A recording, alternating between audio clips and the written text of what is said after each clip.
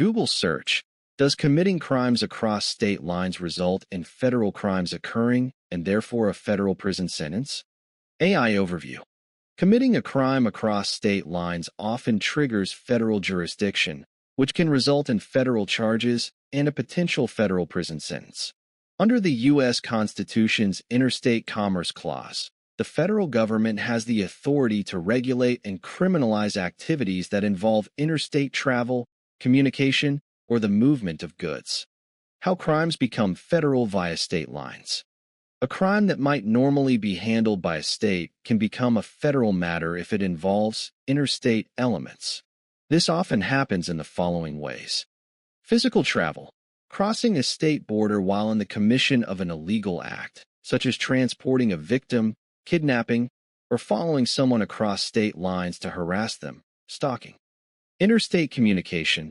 Using the internet, phone lines, or the U.S. Postal Service to commit a crime, even if the person remains in one state, as these systems cross state boundaries.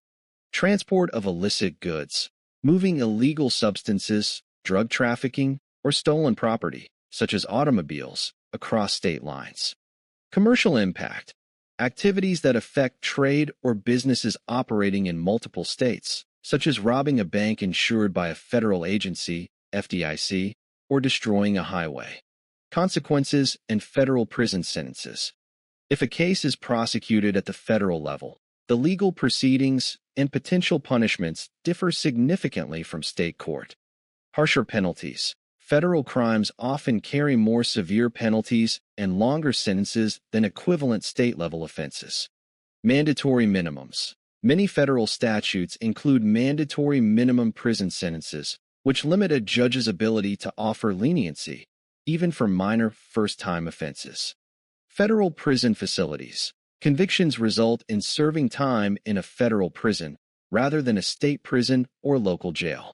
High conviction rates. Federal prosecutors typically only take cases they are confident they can win. The conviction rate in federal court is approximately 89%. Dual sovereignty. An individual can be prosecuted by both a state and the federal government for the same underlying act. Because they are considered separate sovereigns, this does not violate the constitutional protection against double jeopardy.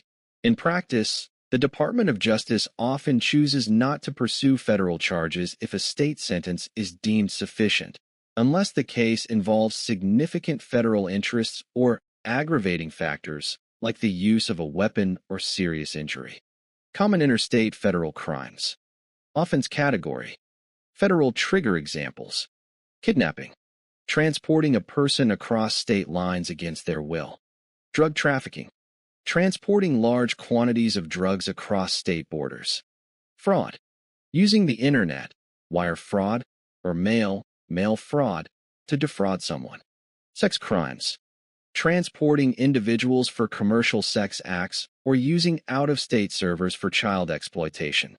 Stalking. Crossing state lines to follow or harass a victim.